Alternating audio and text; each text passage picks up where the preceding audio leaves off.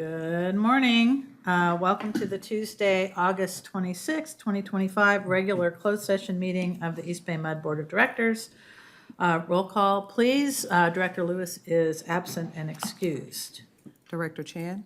Present. Director Gomez? Here. Director Katz? Here. Director Odie? I'm here. Director Smith? Present. President Young? I'm here. Okay. If there are any members of the public online who wish to speak on agenda or non-agenda items, please raise your hand. Use the raise your hand feature in Zoom.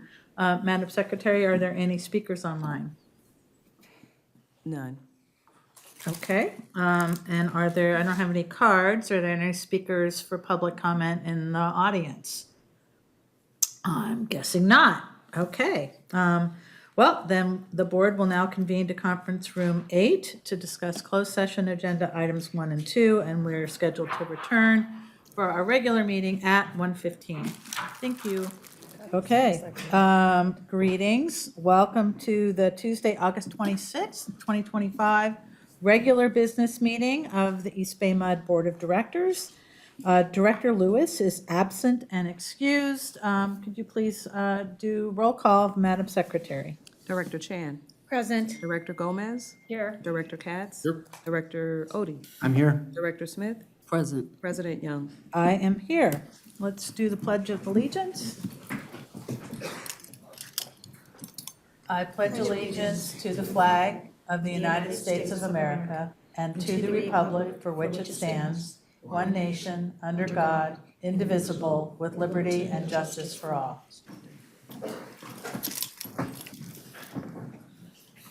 Okay, we'll now turn it over to Director Gomez to recognize National Hispanic Heritage Month and our Fuerza Latina. Oh, okay, sorry, Fuerza Latina Affinity Group. Thank you so much. So Fuerza Latina, also known as the Latin Heritage Committee, was founded in 1996 with the mission to promote Latin culture, enhance visibility, and educate district staff through art, food, music, crafts, and history. Over the years, this group has played a vital role in fostering a culturally rich and inclusive workplace, supporting our mission to serve the public and reflect the diversity of the communities we serve. In honor of Latin Heritage Month, which is observed from September 15th to October 15th, Fuerza Latina will host a series of events highlighting the richness, resilience, and contributions of Latin culture. This year's theme is celebrating people's immigration journey. Our planned activities include opening ceremony luncheon on Tuesday, September 16th, Immigration Stories wall map, a visual display where staff can share and explore personal and family immigration stories, Loteria, a traditional Mexican game, Q&A with Roberto Cortez, Manager of Maintenance and Construction, Hot Wings Challenge with General Manager Clifford Chan, Uh-oh. Travel series, Migration from Latin America, exploring migration patterns and their cultural impact, and a closing ceremony featuring a performance by the district staff band Los Lolos, they're so good, on Wednesday, October 15th. So these events will provide opportunities for district staff to celebrate, connect, and learn about our rich history and culture. We, the Board of Directors, encourage your support of Fuerza Latina and Latin Heritage Month, and I look forward to participating in many of these events. Please invite me, and I look forward to all the fun that's going to be had. So thank you, and congratulations on honoring this month. Thank you, Director Gomez. There are no announcements from closed session. We'll now move on to public comment. If there are members of the public online who wish to speak on an agenda or a non-agenda item, please do so by using the raise your hand feature in Zoom. Are there any speakers online for public comment? None. Okay. And then we will turn to in-person public comments. Do I have any speaker cards for public comment on non-agenda items? None. Okay. What was that? We do not. Nothing? Okay. We will now move on to committee reports. The minutes for the August 12th, 2025 Planning Committee and the Legislative and HR Committee meetings were provided in the agenda materials. We'll now take a report on this morning's Finance and Administration Committee meeting from Director Odie. Actually, Oh, from Director Katz, okay. Yes, thank you, Madam President. The Finance and Administration Committee met this morning and recommended a number of items for the board's consideration, some of which appear on our agenda today. That included recommendations for adopting the fiscal year 2026 insurance summary, our monthly investment transactions report, our quarterly financial reports for payroll, disbursement, and real estate summary reports, and our quarterly investment report. And we also recommended our proposed fiscal year 2026 financing plan, as well as revisions to several district policies and revisions to Policy 6.04, Ethics of the EBMUD Board of Directors, which we'll consider here in this meeting. The committee recommended all of these items. Alrighty then. We will now move on to our consent calendar. We're pulling item 1 due to the absence of Director Gomez at our last meeting, because she will need to abstain, or I think will abstain. Do I have any other requests from board members to pull items from the consent calendar, items 2 through 8? I have a clarifying question. I thought item 8 was, there was actually going to be a staff presentation on item number 8? There is for policy 6.04. Okay, it's only for 6.04? Which is not included in the Okay. Consent calendar. Okay. Okay, so Director Odie? I was going to move approval of the consent calendar. Okay, do I have a motion to approve from Director Odie? Do I have a second? I'll second. A second from Director Gomez. All those in favor of approving consent calendar items 2 through 8? Aye.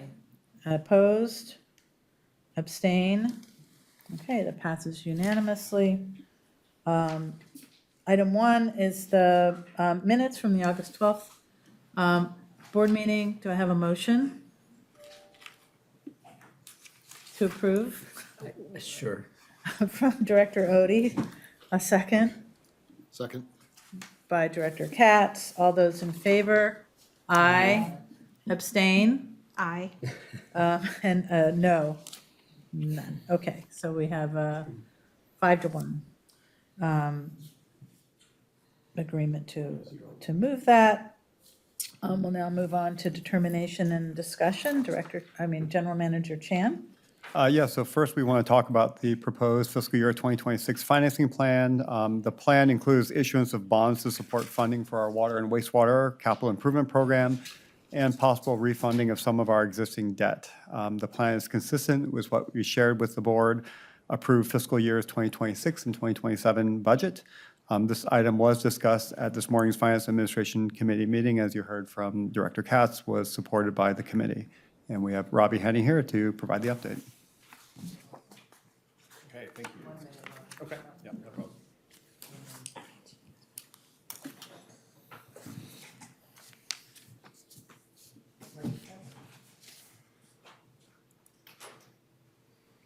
Okay, great. Yes, I'll spend the next few minutes talking about our financing plan for the upcoming fiscal year.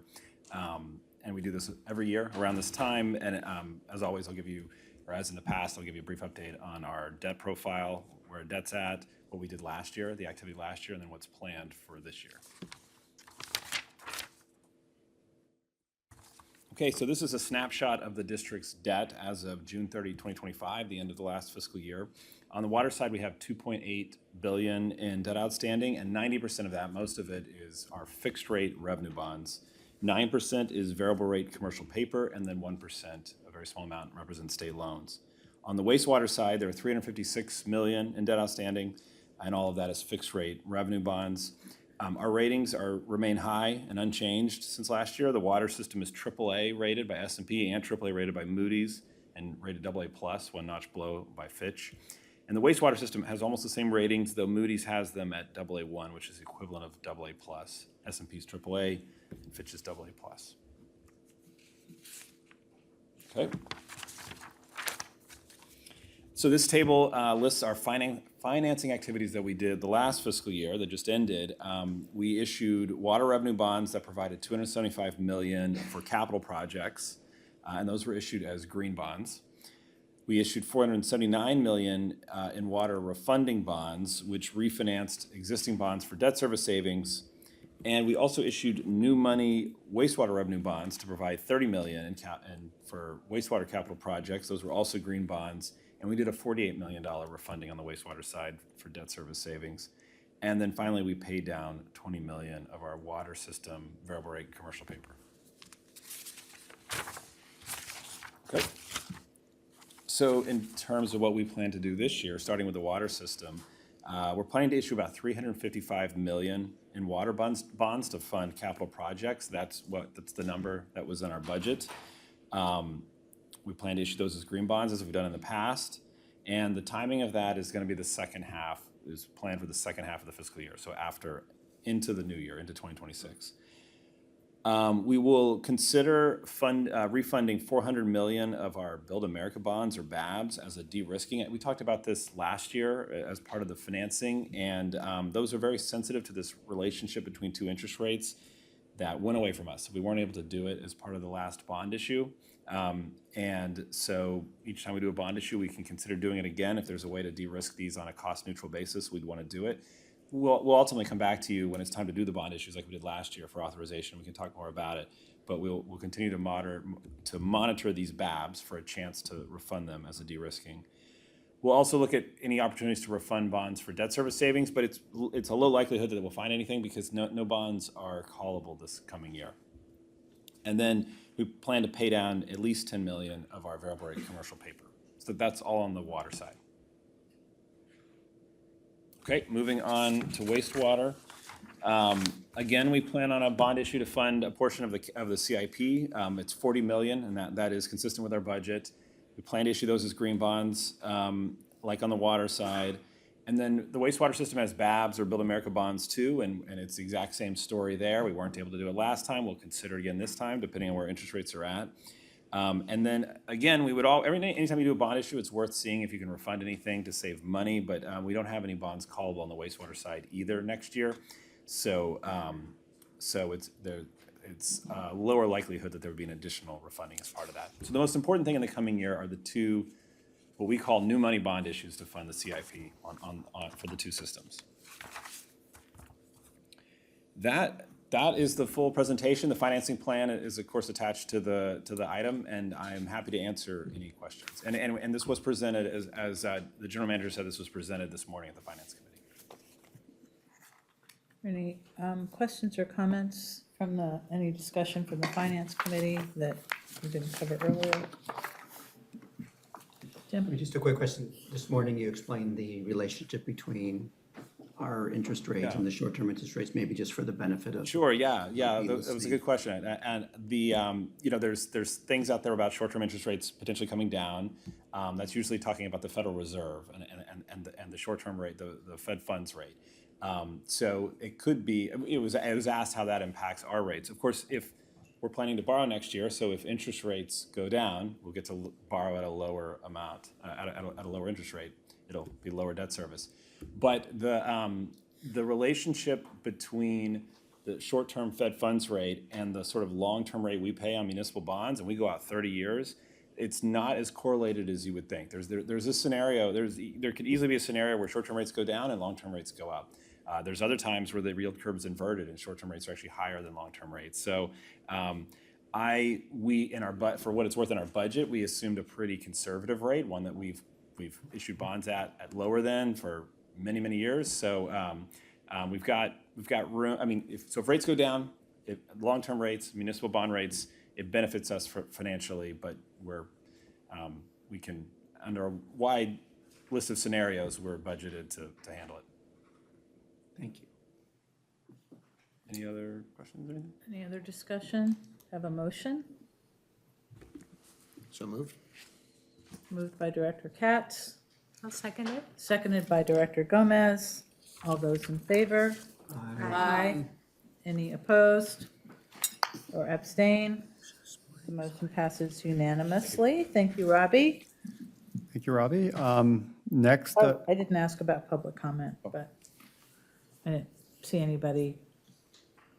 No online. Okay, public comments. thank you. Sorry about that. okay.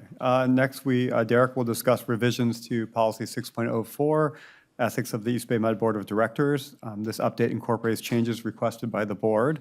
This item was also discussed, as Director Cass noted, at the Finance Administration Committee this morning, and it was unanimously supported by the committee. Thank you, Clifford. Yes, so this afternoon, we're bringing to you for consideration and adoption revisions to the Board Ethics Policy 6.04.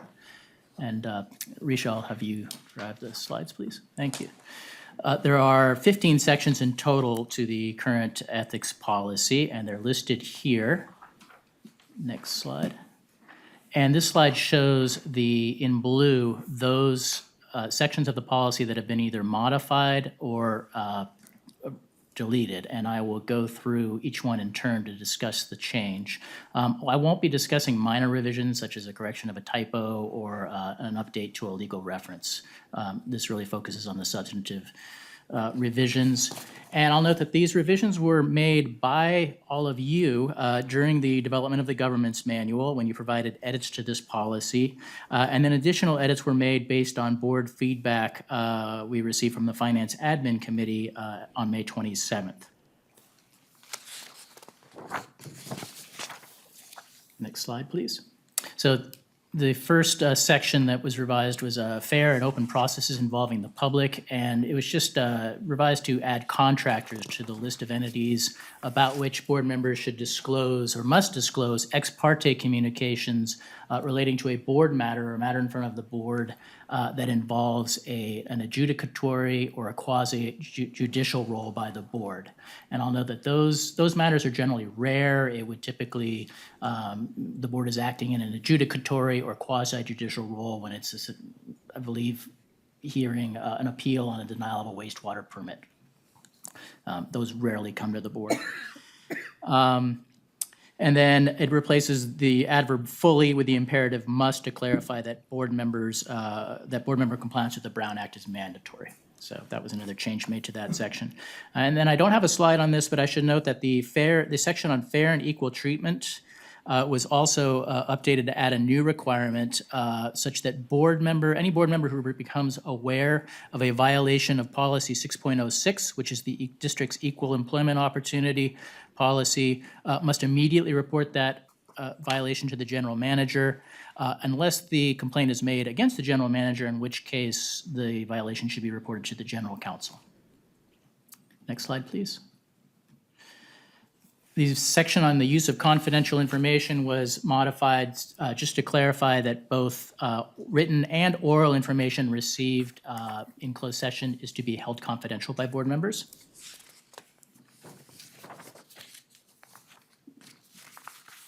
The section on the board member-general manager relationship has been deleted from the ethics policy and now is part of the principles of conduct in the board governance manual, specifically under section 4.04. And I would note that other sections of the manual also relate to board member interactions with general manager and staff, all under the principles of conduct. Next slide, please. The section on exercising responsible fiscal management was changed at the request of board members at the May 27th Finance Admin Committee. It's been revised to change the role of committee members under the previous version or under the current version of the policy. The committee members play a role in interviewing and hiring and contracting with an external auditor. Under the revisions, the committee will not participate in interviews of vendor candidates and will instead review staff recommendations and make a recommendation to the full board for approval of an independent auditor. Next slide, please. The section on improper activities and reporting of improper activities, protection of whistleblowers has been deleted from policy 6.04. It has been incorporated into a new separate policy 6.16. And that policy will be brought back to the board and the Finance Committee for consideration and approval on October 28, 2025. It is currently being discussed, presented to, and going through the district's process for discussing it with the unions. Next slide, please. The section on director's compensation and expense reimbursements has been deleted from policy 6.04, and it's been incorporated into policy 4.14, which is the policy on reimbursement of director's expenses, and it's also been incorporated into the governance manual. And I will note that after it was moved from policy 6.04 into policy 4.04, the board did have a very robust discussion about policy 4.14, and it was revised in May 2025 according to the board's directives. And then finally, the section on the violation of the ethics policy, language has been added to clarify that any board member has the right to request that a perceived violation of the ethics policy be placed on the regular board meeting agenda for determination and discussion. And so before we take questions, those are the recommended action this afternoon is that the board adopt revised policy 6.04. And with that, we will take questions and Discussion, board members? I have a question. Go ahead. Okay, so in terms of the new separate policy of 6.16, how is that different than what's currently in 6.04? it basically takes the language out verbatim. It's just, we felt it was important that it be a separate policy for the protection of whistleblowers. It has a preamble talking about the importance of protection of whistleblowers, and then it has a concluding section stating that the district has to have a means for persons to essentially whistleblow by providing either a hotline or an email address. Yeah, I'll say, I mean, it was, the whistleblower was within the, applied to the board of directors, and the whistleblowing, it also now applies to all employees. Yeah. And those are the only changes? Yes. Okay, got it, thank you. It's meant to somewhat expand upon the protection of district employees or any whistleblowers, Got and to clarify means by which they may whistleblow. And then so part of the policy is that there could be a hotline or there could be an email as a way to anonymously report things that employees want to report? Yes, I what don't know you're if it goes in talking I mean, we don't get to discussion of anonymity, but I'm sure that would be an option, so. Well, it's going, this policy and I- is going to be Yeah, I presented don't want to to the discuss it Finance in Admin- detail because it's not. Right, in front I of us, but- understand, it's not developed, but, okay, I would have just liked to have known the answer to those questions, but I understand. Thank you so much, thank you. Okay, Jim? Quick question, but in the interim between today, if this passes, and October 28th, what protections will potential whistleblowers have? Well, the protections they'd have would still be the law that prevents retaliation against whistleblowers under California law, so. So no legal rights would change. Which is the current policy. Yes, the current policy is consistent with state law and federal law. Anything else from board members? Do I have any public comment?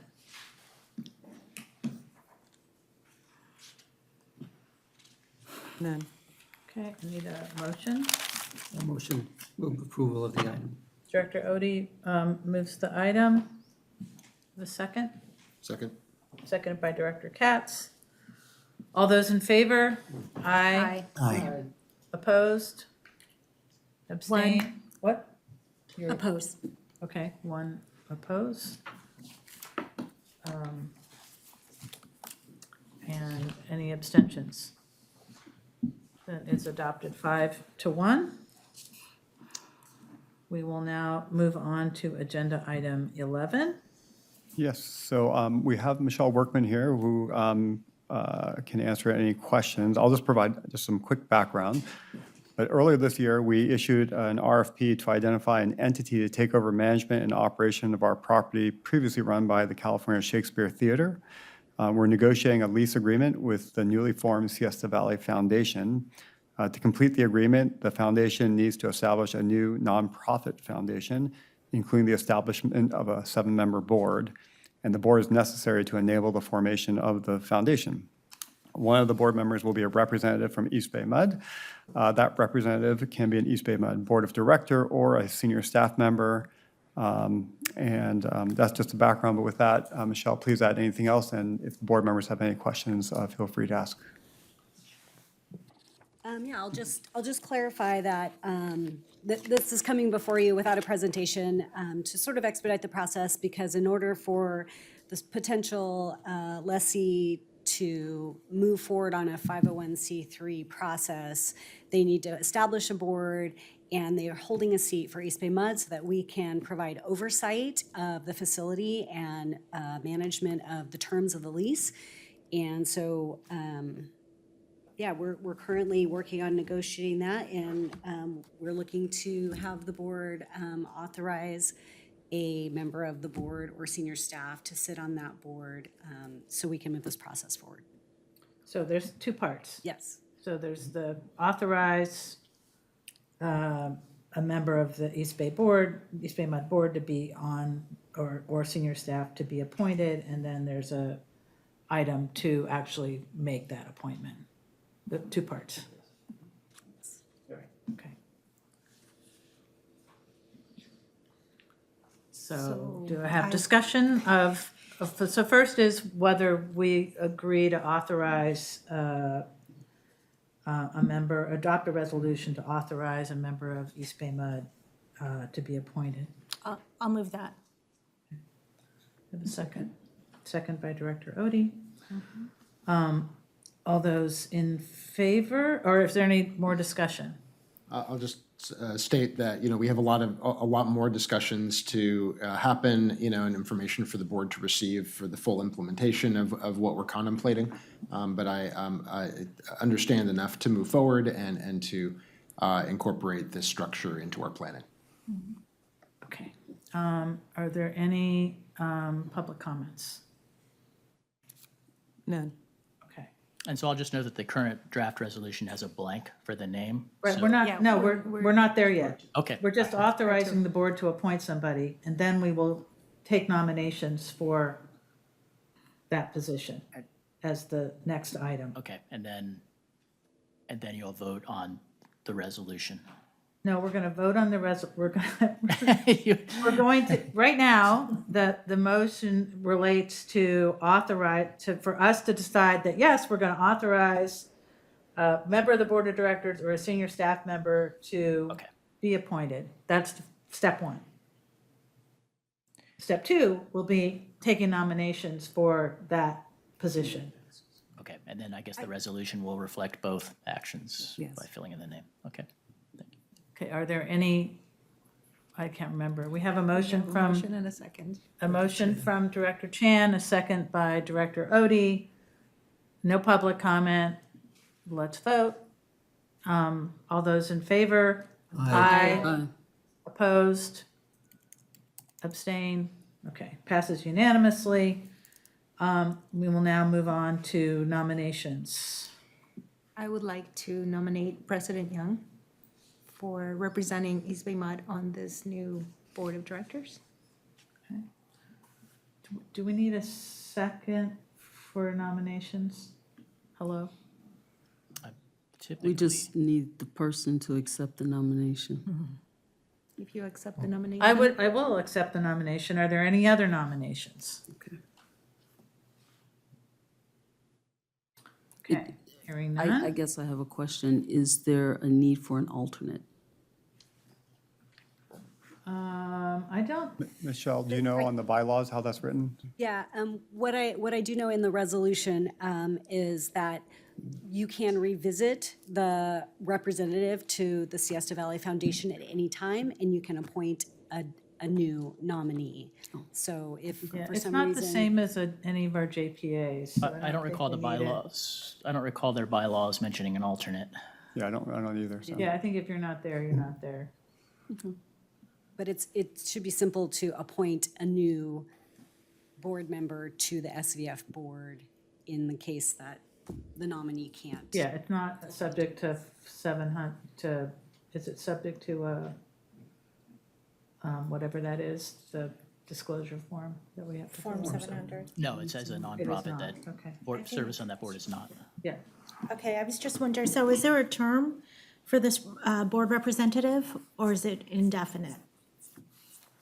I don't know if the bylaws have terms for the board members. Yeah, I don't believe they do have terms.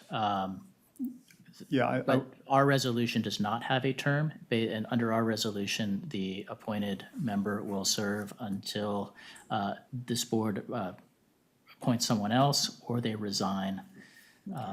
So is it a situation where, you know, at the very beginning of the year, we get appointed to our committees and things like that, and so would this be on that form?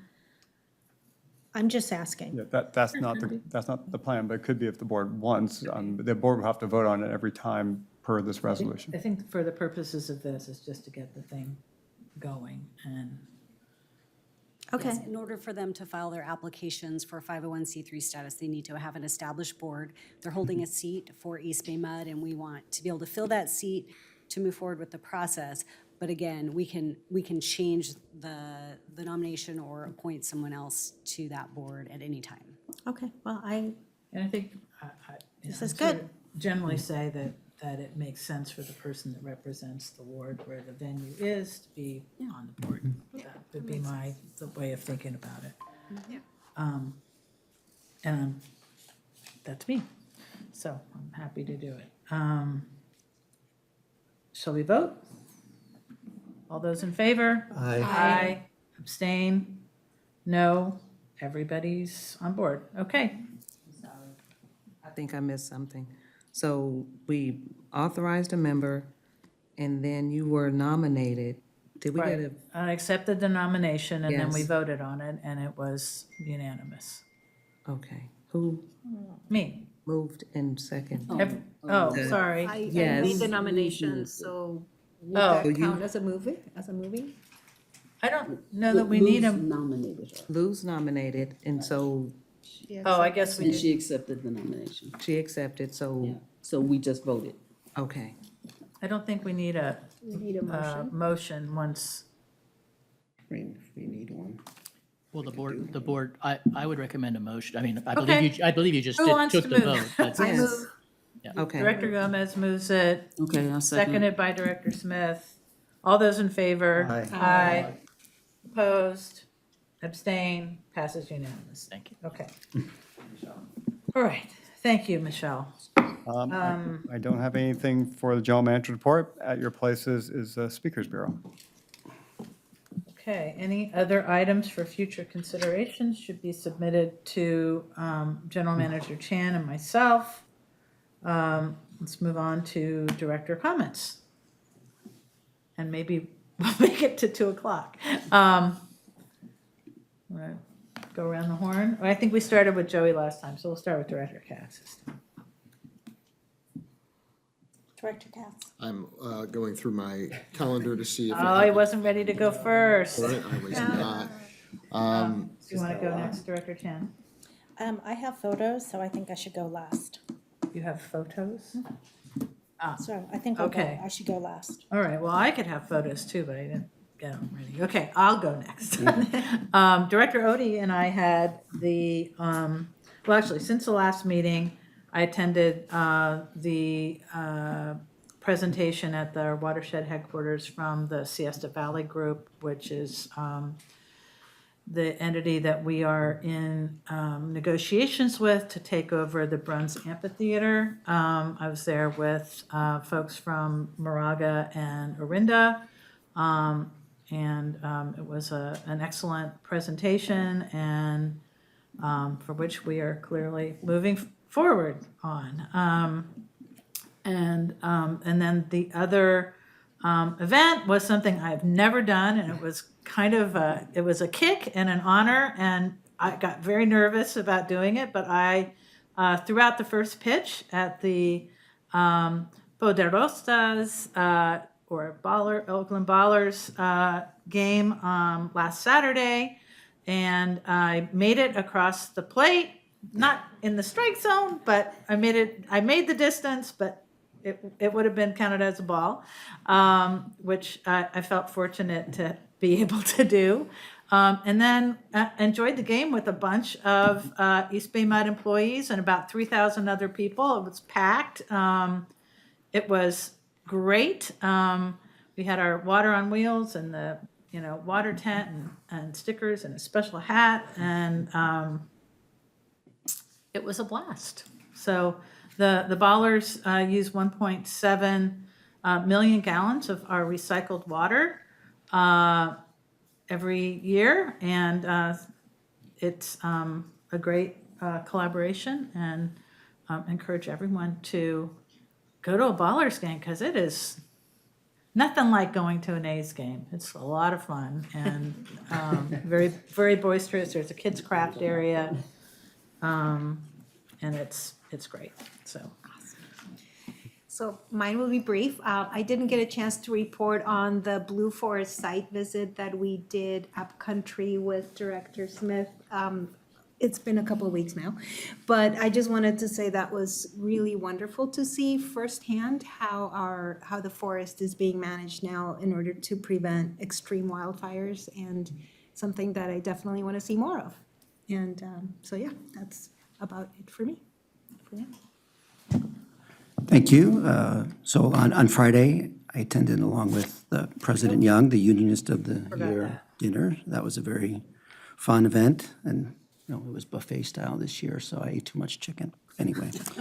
Good chicken. Also on Saturday, Oakland Chinatown Street Fest. I think we had the water mobile there on Sunday, the Water on Wheels. And I just want to give a huge shout out to Sun Quan, who does the translation. He always does an amazing job at these events. And then, of course, the Ballers game at Raimondi Park. I chose not to embarrass myself and gave the speech instead of the throwing out the pitch, but that's 14,000 gallons a day of recycled water they use. Also, a big shout out to Tracy Morales for doing the talking points and getting us ready for that. And then the last one's a little more serious, but a lot went on yesterday here in the agency. But in Alameda, we had a major water break on one of our main streets, and I just want to give a huge shout out to our team for, first of all, the communication, whether it's to me or whether it's to the media. I saw all of our media people on the news, and the crews that worked overnight around the clock to get it restored and repaved. And just a huge thank you to everyone for all their hard work, and really appreciate our team from top to bottom. So from the bottom of my heart, thank you. Let's see. Went to the West County Forum on last Thursday, and had a real good report out from the Contra Costa District Attorney and other people from her office. It was good information. I believe we are in the top 5 of counties that have reduced crime since the last time they checked it in, and it's a significant number. So there's that. I also attended the Ballers game on Saturday. It was great. My mom enjoyed it too. It's interesting. Everyone who was there was having a ball. They were so excited, and people were asking, why can't we have the WOW all the time? They want the water on wheels all the time. And I let them know that it's in big demand, but we appreciate the fact that. Pay for one. You know what? I'll leave that to you to tell them that. Then we have it during the non-season. It was a whole lot of fun for my youngest nephew. He just turned 8 the end of July, and he got a chance to run in the the Scrappy, race Scrappy. So he came in second. A kid who was twice his height beat him, but we caught good photos of him with Scrappy the possum. So, Was it possum? yes, Realize yes, that Scrappy Scrappy is a was a possum. possum. It's the cutest possum I've ever seen, I tell you that He's much. the tallest possum I've ever seen, and he certainly moves faster than any possum I've ever seen. but that's okay. And I can make a brief report.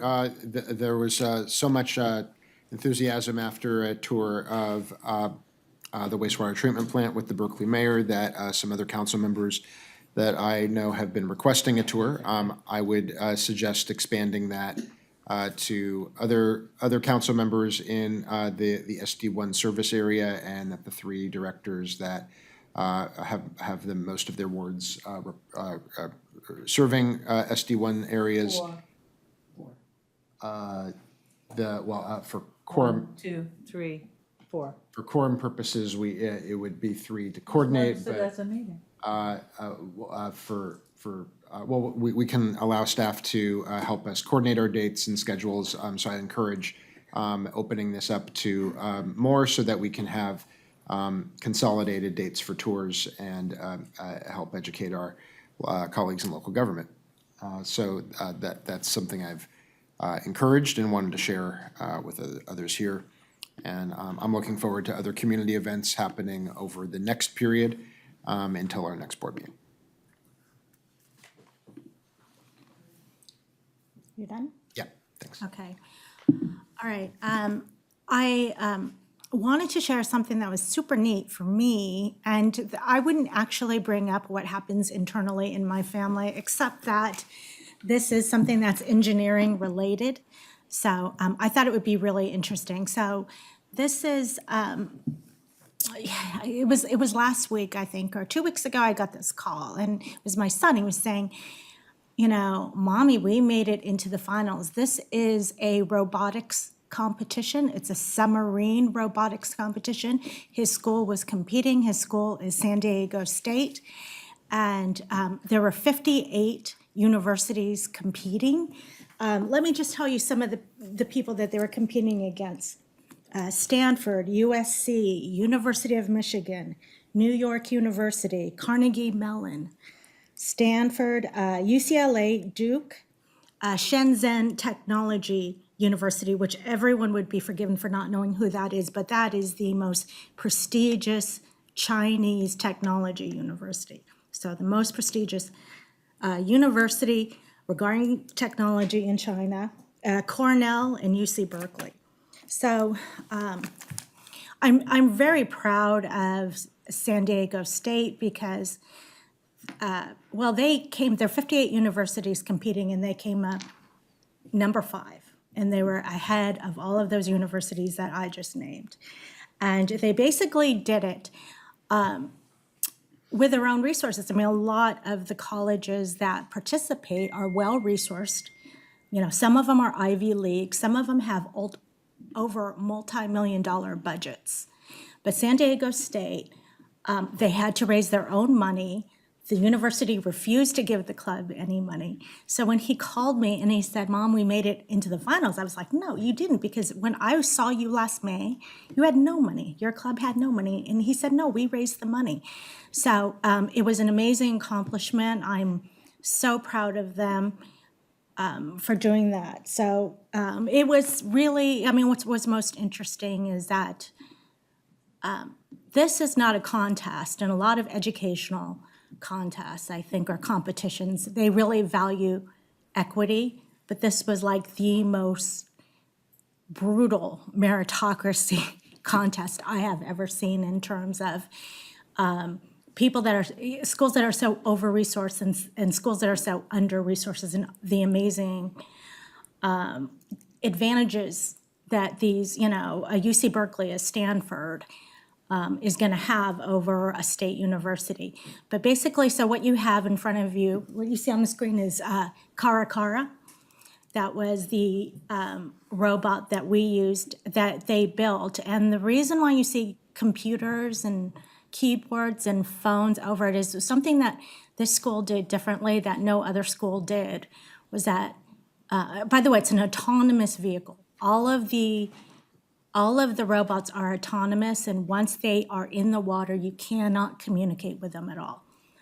They have to be pre-programmed. But this university created software so that they wouldn't have to open up the robot in order to program it. They just program it through their phones and through their computer tablets. And so nobody else was doing that. So that was very innovative. So just to give you a little bit of an idea of what the competition looked like. Oh.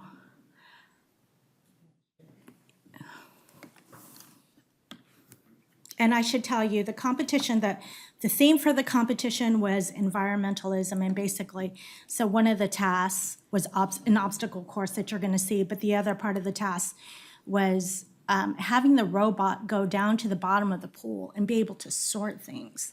So the robot would be able to figure out, does this item go in the blue bag? Does it go in the orange bag, or does it go into the red bag? And that's like obviously connected to being able to pick up garbage. So, short video. So that just gives you an idea of what it is. That's the robot, and I don't think that's Karakara. I think that's another robot, but it gives you an idea of the obstacle course. So there's an obstacle course, there's going down to the bottom of the pool and shooting things, targets, and also the sorting. So anyway, I just wanted to share that because I thought that was a very neat thing that they were able to do, being able to build that robot. It's very difficult to do. So I just want to give a shout out to SDSU. And hopefully there's technology like this that we can use in our watersheds at some point. Okay. Thank you. Thank you. And the last thing I wanted to make sure that did not go unannounced is that before our next board meeting, we have Oakland Pride coming up on September 7th. There's a sweet hometown type parade, nothing like the San Francisco Pride Parade. And really want to encourage all of our employees who live in or around Oakland to come out and either watch or participate.